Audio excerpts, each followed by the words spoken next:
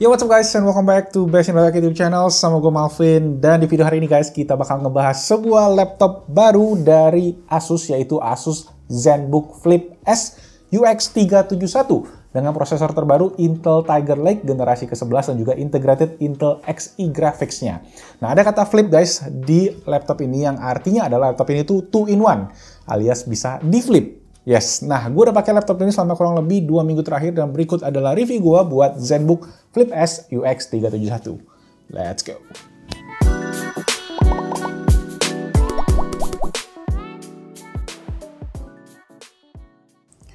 Oke, jadi ZenBook Flip S UX 371 ini guys baru aja dirilis resmi oleh Asus Indonesia bulan Januari 2021 kemarin. Dan 2-in-1 ini tuh menyasar ke segmen premium guys, yaitu di harga 24,999 juta rupiah. Dan ini ditargetkan untuk insan kreatif seperti ada fotografer, mungkin buat komikus, dan juga illustrator yang mempunyai kebutuhan untuk produktivitas sekaligus multimedia yang memang keunggulan dari laptop 2-in-1 ini. Yang paling ketara adalah pada edisi kali ini guys, ada standar baru dari Intel, yaitu namanya Intel Evo, yang mana laptop ini tuh memenuhi persyaratan yang diberikan Intel, mulai dari ada desain yang slim, performance yang oke, kecepatan layar hidup dari posisi sleep yang juga cepat, baterai awet, hingga konektivitas yang juga lengkap. Jadi ada 5 persyaratan. Nah, intinya sih standar ini tuh dibuat Intel untuk menunjukin kalau laptop yang pakai stiker Evo yang ada di sini tuh guys, itu tuh mempunyai standar terbaik untuk laptop produktivitas. Oke, siap, langsung aja kita cek ke bagian desain dan juga build quality dari laptop ini kan. Nah, ZenBook Flip S UX 371 ini bisa dibilang enteng banget dan bobotnya ini hanya 1,2 kg, tebalnya hanya 13,9 mm atau hampir 1,4 cm. Bodinya terbuat dari bahan aluminium yang super solid dan juga sangat minim flex. Overall build quality ini top notch banget buat sebuah laptop. Nah, kemudian untuk desainnya sendiri juga kerasa mewah banget dengan kombinasi warna navy dan juga kayak rose gold gitu guys. Ini navy atau black ya? Black kali ya, kalau kena lampu black. Cuma kalau nggak kena lampu kayak navy gitu. Nah, untuk rose gold yang aksennya itu ada di bagian sisi-sisinya. Ini juga ngasih kesan elegan gitu ya, premium yang menurut gua bagus sih. Nah, seperti yang kalian bisa lihat, ini ZenBook Flip S merupakan desain convertible yang artinya bisa 2 mode. Jadi satu mode tablet, satu mode laptop. Nah, untuk mode laptopnya sendiri guys, yang kita biasa sering pakai most of the time ini guys, itu bisa dibilang enak lah, nyaman banget dipakai. Trackpadnya juga lebar dan juga keyboardnya punya travel yang cukup oke walaupun tipis. Nah, cuma emang pas awal-awal gue tuh butuh sedikit adaptasi karena keyboardnya ini tingginya, keysnya itu enggak gitu kayak biasa, jadi lebih pendek-pendek, tapi ya setelah 2-3 hari adaptasi sih gue mulai terbiasa dan juga enak dipakainya. Keyboardnya ini juga ada backlit dengan 3 mode keterangan, dan tingkat keterangan juga menurut gue udah oke lah, udah lebih dari cukup memang, tapi cuma 3 mode pilihan aja. Nah, buat experience pas ngetik juga menurut gue sih palm rest yang ada ini guys dikasih di bagian kiri kanan ini rada ngepas karena trackpadnya tadi yang lebar. Tapi trackpad ini juga punya fitur palm rejection yang oke banget, jadi ngebuat experience overall ngetik di laptop ini jadi nyaman. Plus, trackpad ini juga punya fungsi numpad yang udah jadi ciri khasnya Asus. Nah, untuk pilihan port laptop ini guys juga terbilang cukup lengkap. Ada di bagian kiri itu ada sebuah HDMI 2.0, ada 2 buah USB Type-C yang udah kompatibel dengan Thunderbolt 4, sekaligus jadi port charging di laptop ini, di mana di sebelahnya ada indikator baterai. Nah, untuk bagian kanan ada 1 buah USB-A 3.2 Gen 1, dan yang terakhir adalah tombol power dari laptop ini. Oke, personally buat gue sih elemen desain yang paling menarik dari laptop ini adalah si T360 Ergolift Hinge guys, dimana kalian bisa puter laptop ini 360 derajat jadi tablet mode. Nah, selain itu juga ciri khas Asus yaitu si Ergoliftnya tadi tetap dipertahankan oleh Asus guys di hinge yang baru ini. Walaupun untuk mendapatkan angle keyboard yang agak naik, kita itu mesti mundurin screen-nya agak jauh guys, baru keyboardnya beneran kayak naik sedikit gitu. Nah, screen-nya inilah guys yang bener-bener bikin first impression gue dari laptop ini tuh bener-bener kayak wow gitu guys. Jadi ini pakai layar OLED touchscreen 13,3 inci yang kelihatan banget karena pas hidupin dia tuh warna true black-nya tuh bener-bener pop, hitamnya pekat, warnanya pop, dan bening banget lah di mata, bener-bener enak banget. Dan panel OLED ini udah pakai resolusi 4K yang super tajam, dan dari segi keterangan sih menurut gue udah cukup lah buat dipakai di ruangan yang terang sekalipun. Dan ketika dipakai saat gelap buat gue nonton Netflix gitu sebelum tidur guys, brightness terendahnya ini juga pas banget di mata gue. Cuma ya emang karena nih di resolusinya yang 4K, terus ukuran layarnya segini guys, bisa dibilang sih kayak agak overkill gitu. Pas dipakai memang kerasa banget kalau teksnya tuh bener-bener jadi lebih crispy. Tapi di sisi lain gue ngerasa kalau layar ini tuh pasti membutuhkan banyak energi baterai. Which is nanti kita akan bahas lebih lengkap baterainya di segmen berikutnya. Terakhir di bagian atas ada sebuah webcam guys, yang mana dia pada resolusi HD aja, plus ada sebuah infrared sensor yang bisa dipakai untuk fitur face recognition dari Windows Hello.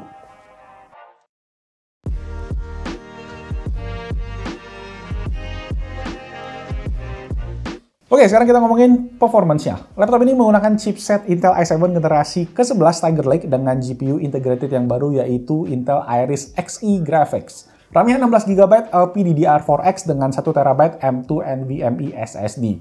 Baterainya 67 Wh dengan 65 Watt USB-C charger include. Dan untuk OS-nya UX371 ini dapat Windows 10 Home out of the box.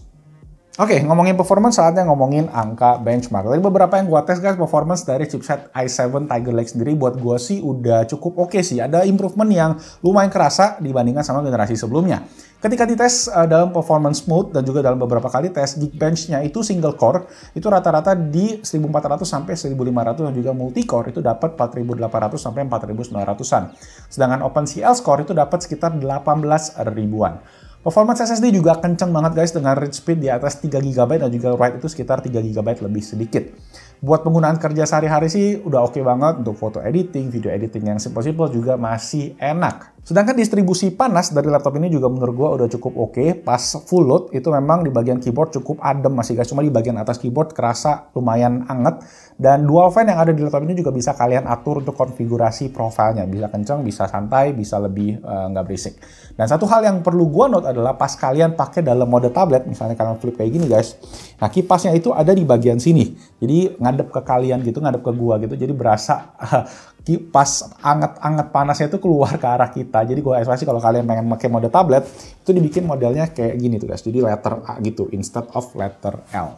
Dan di pas posisi gini juga, dia juga screen-nya jadi lebih kokoh dan nggak gampang wobble.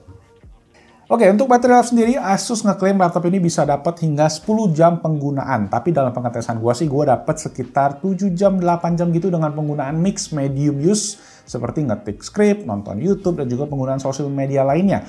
Dalam modenya itu gue pakai mode better battery. Gue sih ngelihatnya karena ini penggunaan layar 4K tadi guys, yang memang membutuhkan baterai listrik yang cukup gede. Dan balik lagi kalau gue ngomongin baterai sih, penggunaan resolusi 4K di layar ukuran 13,3 inci sih menurut gue memang agak overkill, agak mubazir sih. Mungkin kalau kalian pengen lebih hemat, ya resolusinya bisa diturunin ke resolusi 2K atau Full HD biar baterainya juga lebih awet. Nah, untuk urusan charging guys, laptop ini udah support USB Type-C power delivery, jadi kalian bisa pakai charger USB-C third party ataupun power bank seperti Acme Ultra ini yang support charging hingga 65 watt. Lanjut ke part berikutnya, kita ngomongin untuk urusan fitur-fitur. Nah, Asus memiliki fitur baru guys di aplikasi My Asus, yaitu fitur Clear Voice, di mana kepake banget kalau kalian lagi kayak Zoom meeting, conference call gitu-gitu. Fitur ini tuh sesuai dengan namanya berfungsi untuk ngurangin suara bising dan bikin suara kita jadi lebih clear, lebih jelas di telinga pendengar. Dan aplikasi My Asus sendiri ini semacam kayak control panelnya gitu guys buat laptop ini, di mana kalian bisa ngatur banyak banget settingan dari laptop ini. Kemudian juga kita tuh dapat stylus tadi kalau kalian udah lihat juga di awal video dengan 4096 pressure level, dan juga ada di dalamnya dia pakai satu buah baterai A3. Dan terdapat juga di dalam kotaknya juga dapat tadi dongle untuk LAN. By the way, laptop ini juga udah Wi-Fi 6 plus ada dongle USB Type-C ke 3,5 mm karena tadi di laptop ini nggak ada 3,5 mm headphone jack. Plus terakhir kalian dapat laptop leather sleeve di paket penjualannya.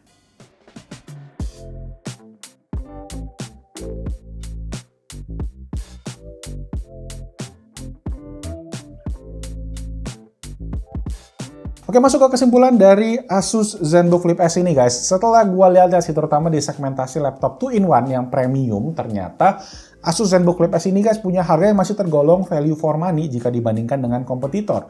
Nah, balik lagi juga laptop ini tuh didesain untuk memenuhi kebutuhan para insan kreatif kalau kata Asus. Jadi kalau kalian yang bukan kebutuhannya kayak Illustrator, tadi komikus atau fotografer, mungkin laptop ini bukan buat kalian.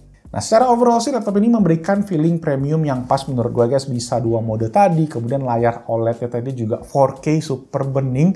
Performance-nya tergolong oke lah buat bentuknya yang tipis dan juga enteng. Cuman emang resolusi layar 4K tadi yang walaupun bagus menurut gue agak sedikit overkill di ukuran layar kecil ini dan bikin baterainya jadi rada boros. Itu aja sih yang gue rasa perlu kalian pertimbangkan. Dan terakhir gue juga mau share sedikit, Asus itu ada program baru guys namanya Asus End User Review yang bakalan nge-reward review kalian di platform e-commerce mereka. Jadi kalau kalian pakai laptop Asus dan kalian beli dari Asus Official Store, make sure kalian share aja reviewnya di sana dan kalian bakalan dapat reward dari Asus. Oke, so that's it, itu tadi reviewnya buat laptop ini. Semoga videonya jelas, dan kalau kalian masih ada pertanyaan, masih bingung, boleh aja langsung ditulis di kolom komentar di bawah. Dan kalau kalian suka, boleh klik tombol jempol ke atas dan juga let me know guys, laptop apa lagi yang kalian pengen Best Innotech cobain. Langsung aja ditulis di kolom komen di bawah. Thank you so much guys yang udah nonton. Stay safe, stay healthy. Nama gue Malvin, and I'll see you guys on my next video. Ciao.